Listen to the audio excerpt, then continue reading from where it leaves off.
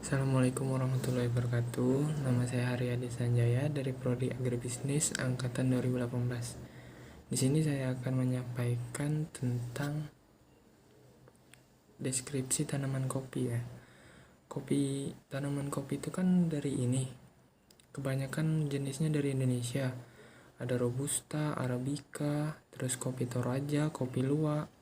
Nah, kopi itu kan yang bijinya yang diolah, dijadiin minuman, dan pasarnya itu udah nyampe luar negeri loh.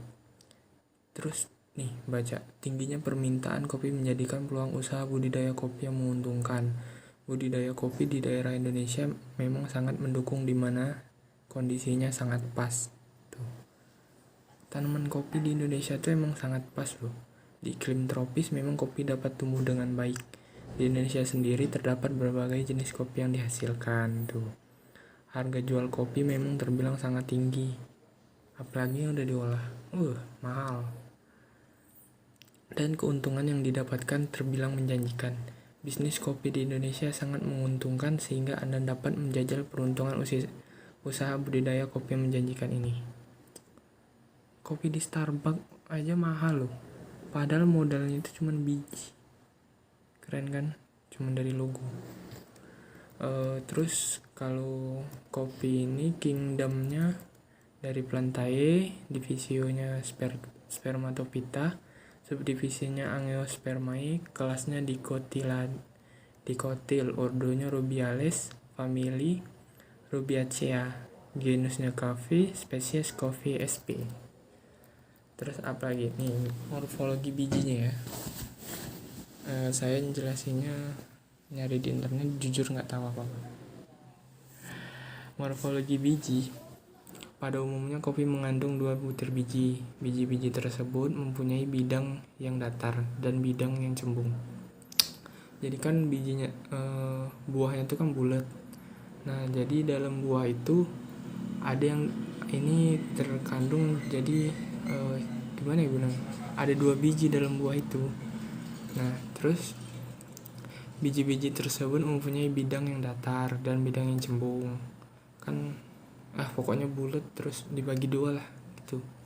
Terus tapi ada kalanya hanya ada 1 butir biji yang bentuknya bulat panjang, sering disebut biji atau kopi lanang. Kopi lanang namanya, 1 biji itu dalam 1 buah. Kopi merupakan tumbuhan tertutup Angiospermae, sebagaimana tumbuhan berbiji tertutup lainnya. Biji kopi juga terdiri dari 2 lapisan. Lapisan pertama disebut dengan kulit luar, testa, yaitu lapisan yang mempunyai sifat keras seperti kayu, di mana lapisan ini merupakan perlindung bagi biji kopi yang ada di dalamnya. Sedangkan lapisan kedua disebut dengan kulit dalam, yaitu merupakan lapisan tipis seperti selaput, biasanya disebut juga kulit ari. Pada biji kopi juga terdapat inti biji yang terdiri dari 2 bagian lagi, yaitu lembaga dan putih lembaga. Kalau lembaga itu namanya embrio, kalau putih lembaga itu namanya albumen. Kalau lembaga ini merupakan calon individu baru, sedangkan putih lembaga itu merupakan jaringan berisi cadangan makanan untuk masa permulaan kehidupan kecambah. Biasanya bentuk biji kopi juga dapat dijadikan pedoman untuk menentukan jenis kopi, karena bentuk biji kopi berbeda pada jenis kopi. Misalnya, jenis kopi Robusta dengan Arabica itu beda. Kopi Arabica akan tumbuh maksimal bila ditanam di ketinggian 1000-2000 meter dpl dengan curah hujan berkisar 1200-2000 mm per tahun. Harga jual budidaya kopi. Patokan harga untuk budidaya kopi ini kan beragam banyak jenisnya. Itu per kilo ada yang mulai dari 20.000 bahkan nyampe 200.000 per kilonya. Yang paling mahal tuh kalau nggak salah Luwak. Yang paling murah Robusta. Nah, ini tergantung dari harga kopi yang ada di pasaran juga sih, tergantung varietas kopi yang ada. Untuk subsistem penyediaan sarana produksi tanaman kopi, menyangkut kegiatan pengadaan dan penyaluran. Kegiatan ini mencakup perencanaan, pengolahan dari sarana produksi, teknologi dan sumber daya, ataupun input usaha tani yang dapat memenuhi kriteria dapat tepat waktu, jumlah, tepat, mutu, dan produk.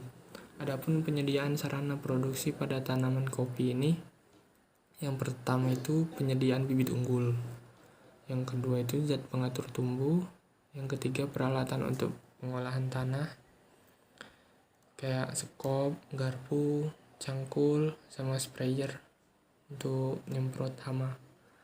Terus penyediaan pupuk sama pestisida. Terus apalagi nih mau dibahas, subsistem budidaya sama atau usaha tani tanaman kopi. Subsistem ini mencakup kegiatan pembinaan dan pengembangan usaha tani dalam rangka meningkatkan produksi primer pertanian. Hal yang termasuk ke dalam kegiatan ini adalah perencanaan, pemilihan lokasi, komoditas, terus teknologi dan pola usaha tani. Subsistem ini menekankan usaha tani yang intensif dan sustainable. Artinya meningkatkan produktivitas lahan semaksimal mungkin dengan cara intensifikasi tanpa meninggalkan kaidah-kaidah pelestariannya, kayak sumber daya alamnya, tanah, air gitu. Di samping itu juga ditekankan usaha tani yang berbentuk komersial, bukan usaha tani yang subsistem. Artinya produksi primer yang akan dihasilkan diarahkan untuk memenuhi kebutuhan pasar dalam artian ekonomi terbuka. Nah, ini dalam melaksanakan sistem usaha tani tanaman kopi, terdapat langkah-langkah yang harus diperhatikan. Kayak gini. 1. Itu pengolahan tanah. Itu penting banget. Sebelum bercocok tanam, wajib mengolah tanah. Pada tanaman perkebunan utamanya, kayak tanaman kopi kan, memerlukan teknik dalam pengolahan tanahnya.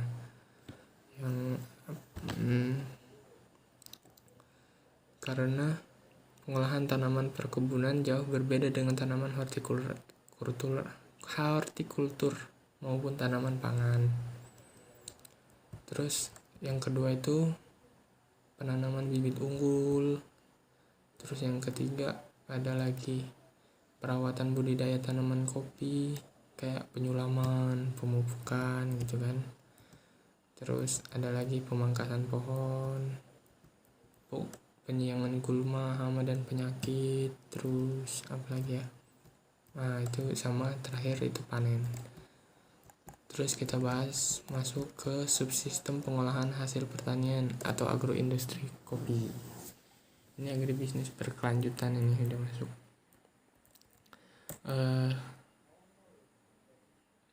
Ini proses pengolahan hasil pertanian agroindustri pada tanaman kopi ya. Yang pertama itu pengolahan dengan proses basah, sortasi buah kopi. Sortasi buah kopi itu setelah buah kopi dipanen, maka langkah selanjutnya dilakukan sortasi untuk memisahkan buah dari kotoran, kayak bersih-bersihnya gitu loh. Terus yang kedua pengupasan kulit buah. Yang ketiga fermentasi biji kopi HS. Yang keempat pengeringan biji kopi. Yang kelima pengupasan kulit tanduk. Proses selanjutnya setelah biji kopi HS mencapai kadar air 12%, kupas kulit tanduk yang menyelimuti biji. Pengupasan bisa ditumbuk atau dengan bantuan mesin pengupas. Yang keenam ya, sortasi akhir biji kopi. Terus kita masuk ke pengolahan dengan proses kering. Yang pertama itu sortasi buah kopi, yang kedua pengeringan buah kopi, ketiga pengupasan kulit buah dan kulit tanduk. Habis itu pengemasan dan penyimpanan. Bentuk lain dari agroindustri kopi kayak subsistem pemasaran tanaman kopinya. Terus yang harus kita lakukan dalam pemasaran kopi itu pertama, melakukan pengamatan terhadap pasar. Yang kedua itu melakukan pengamatan dan promosi terhadap produk. Yang ketiga, mengetahui situasi pasar dan pesaing. Itu penting banget. Yang keempat, menjalin hubungan dengan pelanggan. Terus memanfaatkan jejaring sosial. Sekarang kan udah era industri digital ya, harus dimanfaatin. Terus yang keenam, menentukan kebijakan, memahami peraturan hukum, mengetahui kapasitas produksi.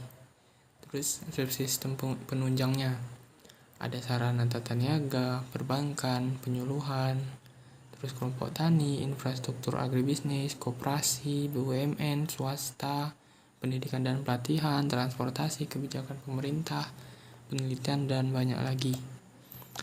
Analisa bisnis budidaya kopi nih. Semisal kita analisa bisnis budidaya kopi. Peralatan ya, pembukaan lahan kopi kita habis hampir 3 juta. Bibit tanaman kopi kita habis 1.252.000. Terus keranjang panennya kita habis 142.500, dan timbangan 182.500 nih. Golok dan sabit 65.000, cangkul, pompa air, gerobak dorong, timba, mesin semprot, selang air, gunting, terpal, peralatan, dan lain-lainnya ya. Jumlah investasi ke peralatan awal itu hampir 5.600.000. Terus biaya operasional per bulannya. Ini biaya tetap ya. Nih, lihat. Mulai dari pembukaan lahan, bibit tanaman, keranjang, timbangan, alat-alatnya ini ya. Total biaya sama upah ya tadi, belum. Total biaya tetap 4.036.000. Biaya variabelnya, ada pupuk tambahan, pupuk kandang, pestisida, obat-obatan, terus biaya lainnya, biaya tak terduga ya, biaya transportasi sama pengemasan, BBM, semuanya itu 4.980.000. Total biaya operasional sama biaya variabelnya itu ada 9 juta. Itu modal awalnya. Jadi dari 20 kilo misalnya kita dapat kali 20.000 itu harga yang paling murah ya, sama dengan 400.000. Itu panen pertama. Dalam 30 hari kita dapat 12 juta, itu 1 bulan. Keuntungan per bulannya, laba sama dengan total pendapatan dikurang total biaya operasional. 12 juta dikurang 9 juta sama dengan 2.983.000. Total investasi keuntungannya itu 5 juta banding 2.983.000 sama dengan 2 bulan. Dari analisa di atas dapat disimpulkan apabila bisnis budidaya kopi sangat menguntungkan, di mana modal hampir 6 juta dengan keuntungan per bulan 2.983.000 dan balik modal dalam 2 bulan. Nah, itu dia ya tadi analisa tentang tanaman kopi dari saya. Semoga bermanfaat.